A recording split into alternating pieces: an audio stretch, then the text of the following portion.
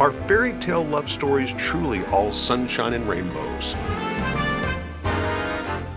Hello, everyone, and welcome to Love Unexpected, a true story that will take you on a romantic journey that I promise will make you smile, sigh, and believe in the power of love. I'm your host, Tom Howie.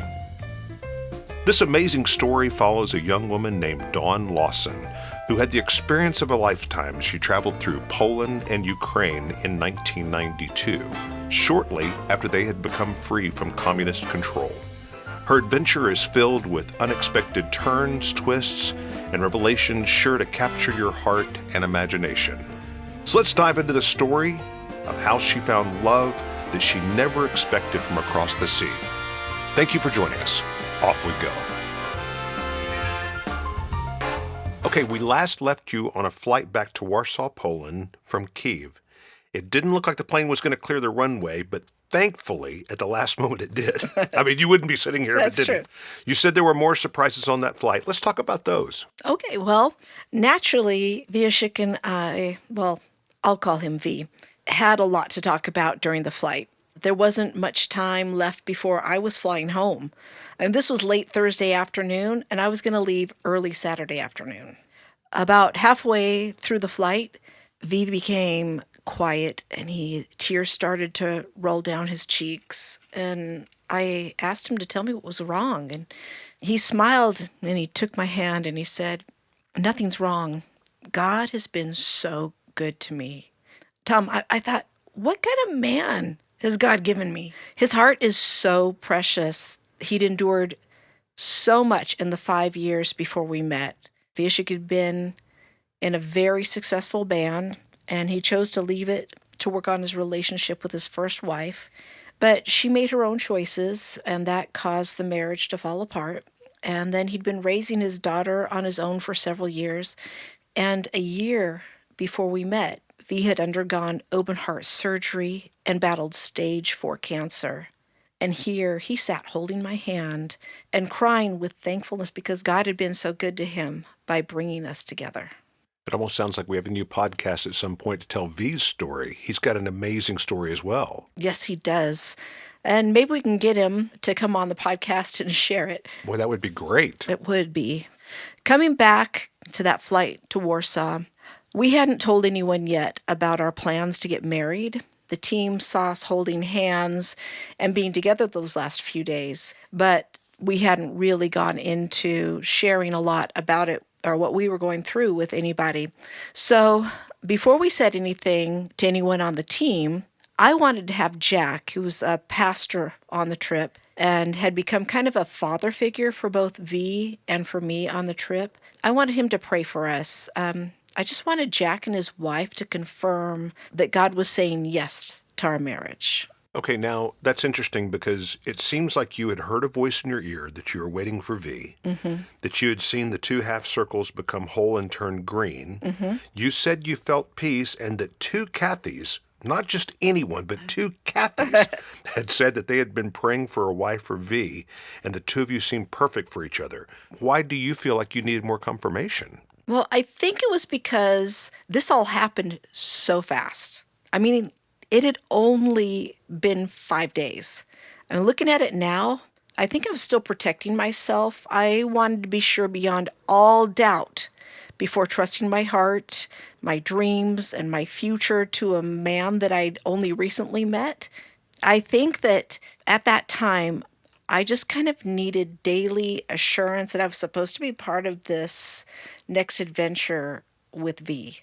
You know, Father Tom here is going to preach for a second, but basically what you're hearing are words of wisdom. If you're completely not certain about something, get another opinion of someone you respect.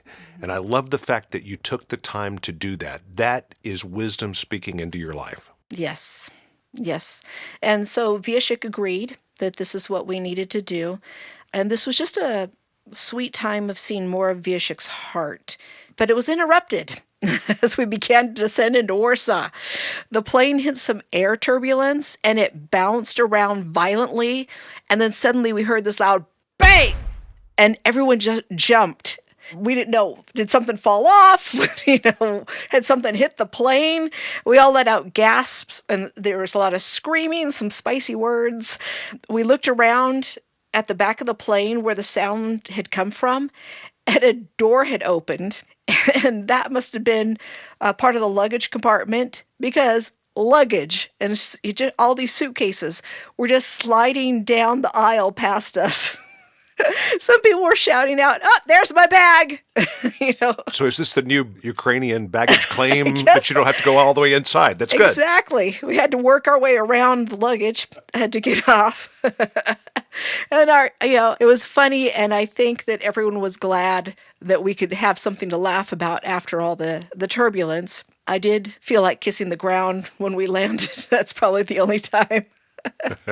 Well, the team gave you and Willie some time together. Maybe you and the ground needed some time together as well.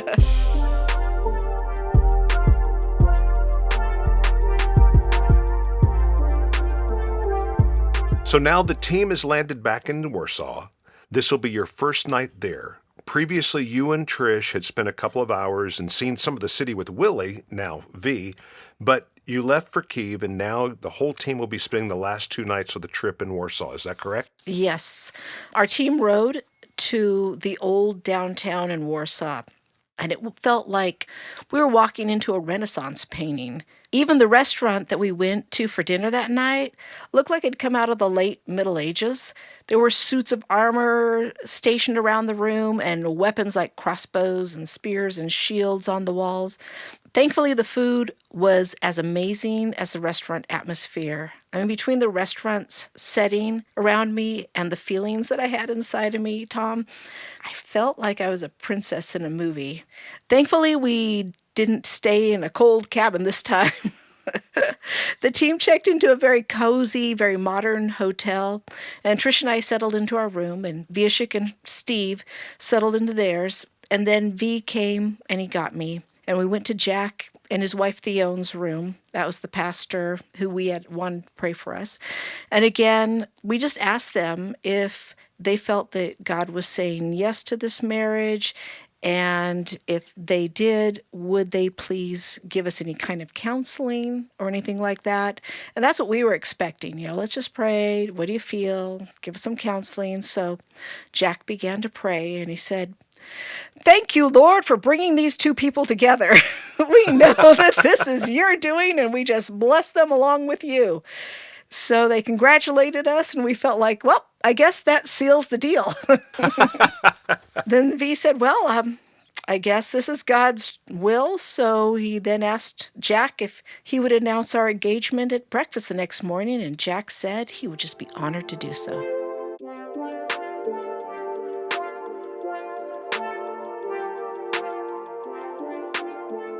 All right, so now it's Friday morning, May 29th, your last full day in Europe, and you've asked your pastor, Jack, to announce your engagement to the tour company.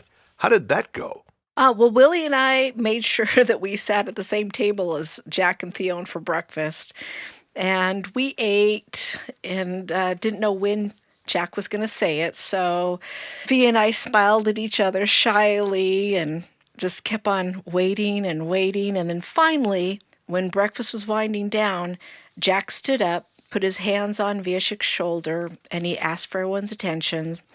And then he started talking about how Viashik had been such a precious part of the team the year before, and what he'd battled with cancer, and how he'd been miraculously healed. And again, that this year God had done something for him as well. And he shared the exciting news that we were engaged. And the people cheered and they clapped and they congratulated us. That's excellent. The whole crowd goes wild. No, I just think, if I had been in that group, I just think about the fact that I'm looking at my watch too, saying, wait a minute. You didn't seem to like this guy like 3 or 4 days ago, and now you're marrying him, so. Yes. And I think that it was finally sinking into me that we were a couple. So the day was free for everyone to go sightseeing around the city. But after sightseeing some of Old Warsaw, Viashik and I headed to the American Embassy. We sat inside this stuffy front office, and I got the papers to fill out for the application for a visitor's visa. At that time, Wiesiek could not write in English really well, so I was the one filling it out. And I kept asking him questions. And I'll tell you, the week before when I was helping Sergey fill out this application for an American visa, I didn't dream that I'd be doing it the next week for V. It was like, How in the world could you? yes. So again, our plan was that he would come to the U.S. just for a visit, meet the family, and then we'd plan the wedding, and then he'd go back to Poland, make preparations for Sarah and him to come to the States for a wedding this time. So wait, were you still planning on moving back to Poland with him and when you were married? Yeah, that was the plan. We were just going to do the wedding, of course, in my hometown with all family and friends, and then we were going to start our new life in Warsaw at his apartment. So we filled out our application together. V gave me his personal information because I didn't know any of it. And I wrote them on the lines in the form. And when we came to the line that it asked relationship, Wiesiek pulled out his Polish and English pocket dictionary, flipped through it, put his finger on a word, and he said, well, in Poland, the word is this. And he showed me it in the dictionary, and the word was fiancé. My heart raced when I saw it because I'd never had that word applied to me before. So it, of course, gave my heart a jump, and I kind of paused. I took a deep breath, was like, oh my gosh, am I really engaged? I have a fiance? What? V was just grinning as he continued to point to the word, so I put it down. And then after we completed the application and submitted it, we left the embassy, and Wiesiek said, I have to get you something. And I totally misunderstood the statement. So I said, well, I do need a little white camisole to go under my white peasant blouse for the dance tonight because I wasn't able to wash my white leotard and it's kind of stinky. And it wasn't romantic at all, but it was true. What's really funny about this story, I mean, just over the last day or so, is the fact that you've seen every TV show and every movie about when two people are marrying and the federal government is trying to prove that they're not in love. It's just a visa wedding and there's just a green card wedding. And the two of you would have failed miserably. Oh, Tom, I have something because I did see the movie Green Card after I got back and it scared me to death. Great. Well, I'm thinking about the proposal with Sandra Bullock and Ryan Reynolds. Yes. Okay. Well, that was going through my mind, and maybe Willie will tell you, or V will tell you about that sometime. You know what? When Willie said, I have to get you something, I completely missed the point. So we went to some stores, and I did find that little white camisole in a lingerie shop so that I could have something underneath my white top that night. However, I realized that wasn't the purchase that Wiesiek meant when he started directing me to jewelry stores. Oh, I see. Yes, he said, I need to buy you something. I need to buy you a piece of jewelry. And then I finally understood that he was trying to communicate to me that he was looking for a ring. Of course, he hasn't had time to pick out a ring for his fiancée. So he wants to buy you an engagement ring. Did you settle on one? Yes, it's the night before I'm leaving. He's going to get me an engagement ring. So after visiting several jewelry stores, I found a delicate gold ring with 9 tiny diamonds that swoops down into a V. Here it is. Yep. Beautiful. It was perfect. He bought it, and I wore it. I think it's interesting that now he is learning English really, really well, because if he had been smart, he would have bought you a W. So you're wearing V's engagement ring. It's shaped like a V, and things are getting official. Yes. It was beginning to sink in now. And then he took me to his apartment so that he could pick up some fresh clothes. He wanted to grab something for Sarah as well. And I don't know, you've been to apartments in I have been, yes. Europe, yes. Well, I felt a little claustrophobic in that small elevator, and I seemed to have a hard time breathing. And then we entered his 2-room apartment. Okay, so this isn't a 2-bedroom. No. This is a 2-room. Yes. This is the way that people in Poland categorize things. It's not by bedrooms, it's by how many rooms, because they assume that you can sleep in any room. So there was a large room with a small kitchen and dining room table in the living room. And then there was a separate bathroom and an entryway and a small bedroom. And that small bedroom belonged to his daughter, Sarah. Viashik didn't have a bedroom. The futon couch in the living room turned into a bed, and that's where he slept. Now, I was raised in American suburbs in San Diego, so I was picturing his home very differently. Again, my first time to Europe.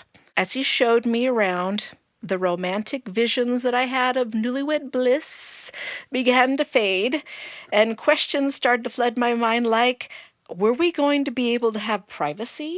Would Sarah be able to walk in on us at any time? So no bedrooms for newlyweds. No.